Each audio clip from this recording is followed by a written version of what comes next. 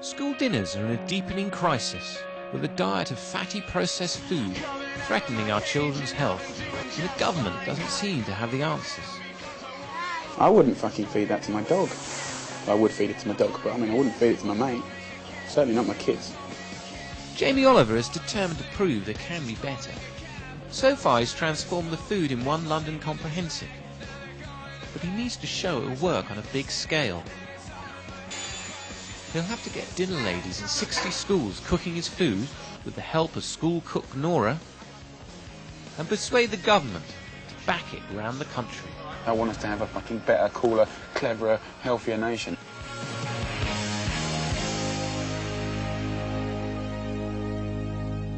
England's one of the richest countries in the world, and you know, I came back from South Africa in the townships and I saw a better school meal there in a shanty town than in the middle of London. Bizarre. If you look along the side of the table now, everything is essentially the same. Reconstituted sausage rolls, minced meat there, don't know what's inside. Fish fingers, the same.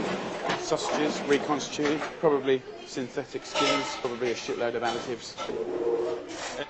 There's nothing wrong with a chicken nugget if it's a chicken nugget. It's when they start, you know, mechanically reclaiming stuff and you look at the ingredients, and I ain't a scientist, but when you start saying, well, okay, there's 49 ingredients, and I see 3 food ingredients, you don't have to be a genius or a doctor to work out that ain't good. Our burger, smileys and beans, please. Burger. Pizza and smileys. I can honestly say that 97% of people in this room today had a totally unacceptably unbalanced diet. Kids and schooling and making sure that they're healthy when they leave, for crying out loud, is a basic necessity and right to every parent, whether the parents are thick as shit or not, you know.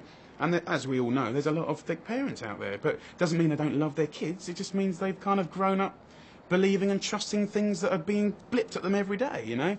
There are a number of reasons why it's important to start with children. First, obesity, once established in adults, is very hard and expensive to treat, and the treatments tend not to work very well, so prevention makes a great deal of sense. A second reason is that childhood is a time when people are learning habits about eating and physical activity, and so intervening during those early years could project ahead into many years of healthy lifestyle, which is quite important. And the last reason, and perhaps the most important, is that society is willing to take actions to defend children against bad things in their environment.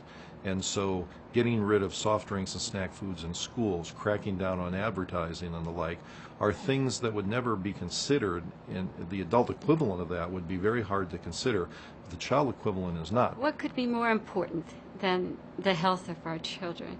They're the future for our country, for our world. I've seen kids go to Mackie D's, KFC, Pizza Hut, you know, fish and chip shop, you know. That's their dinner every night of the week. And then at school, there's an even cheaper version of it at school.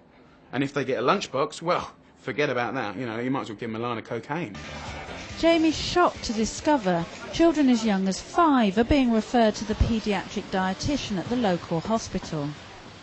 So what is this diet that is causing the things that you're dealing with on a day-to-day basis? I think the worst case I've had is when people have a fizzy drink for breakfast and a Kit Kat, and again they have chicken nuggets for lunch and chicken nuggets again for dinner and chips. This is that sounds whole pretty diet. normal to a lot of the kids. Absolutely, it's not. But this is shocking because you've got all this saturated fat. You get this gradual build-up around the colon, and then it gets to the extent that it gets so clogged up that some children are actually causing the vomiting, and they get, when they vomit, because the food's been sat in the small intestine for a while, you're winding me up. they're actually bringing up semi-formed faeces out of, and so because the food's just not going anywhere, so it has to get out somewhere. When a paediatrician says to you, look, I'm frustrated, I love my job, I want to, but you know what, no one's listening to me. It's like listening to a policeman when he's put someone in jail and they're out again. You know, it's just like going, nah, nah, nah. He's saying, listen, I see this kid once a week now, used to see him once a month, I've told the parents, right? Now, you know, to me, this is child abuse. I've told them to stop doing that, and they're still doing it because it comes in a nice packet, and it's branded, and they trust it, and they're buying into a solution, you know? And I'll keep telling them, and they're still doing it. You know, is it child abuse? Not at the moment. Do I think it's child abuse? Yep. Yep. The damage on the inside, we might as well put cigarette butts out on the kids, you know? You can't see what's on the inside, that's the problem. Who knows what this is? Darling? Onions? It's onions? No, sit down. Is it leek? It's not a leek, no. I can't believe it. I think I'm going to pass out. Kiwi? A kiwi? Kiwi. The only way to change the way kids think about food is to bring them into a new relationship to food, and to do that in the public school system, educating kids about how to eat.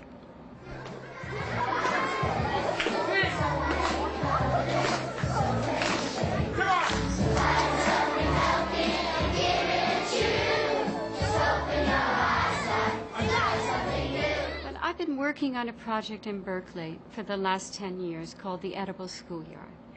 And we had in mind to tie a curriculum of a garden and of a kitchen classroom to all the other subjects at the school.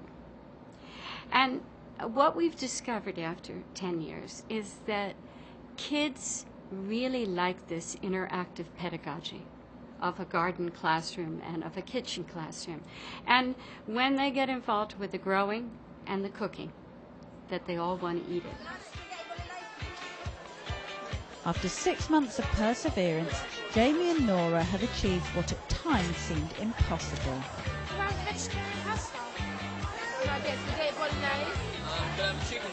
The teenagers are actually enjoying freshly cooked meals. Give me it. It's quite nice, you know. Help yourself. Help yourself to salad. I've had 5 scoops of salad. Good boy. Do you like it? What's being learned in the school can generalize outside the school hours because the community is providing the possibility of eating a healthier diet. But even if these possibilities exist and it's still too expensive, you've got problems, and that's where the government needs to step in. It just has to be the case that healthy foods cost less and unhealthy foods cost more, then the financial incentives are lined up in the proper direction. And as far as our kids are concerned, they are the most unhealthy kids in Europe. I'm not proud of that. I'm sickened by it. I'm appalled by it.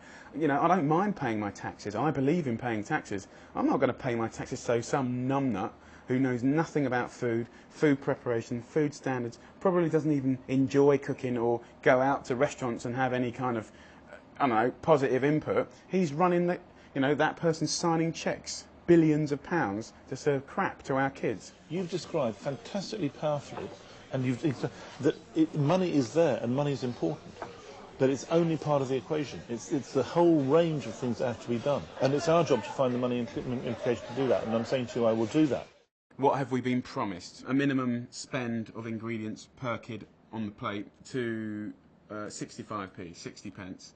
All junk and fizzy drinks all being banned from the vending machines for healthier options. I've been promised that every kitchen will be redone over 5 years.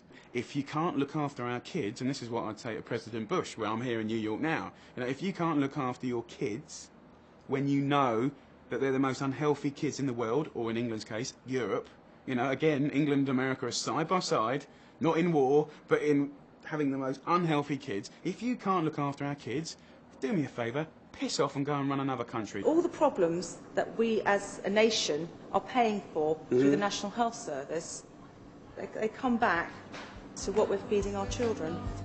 The odor of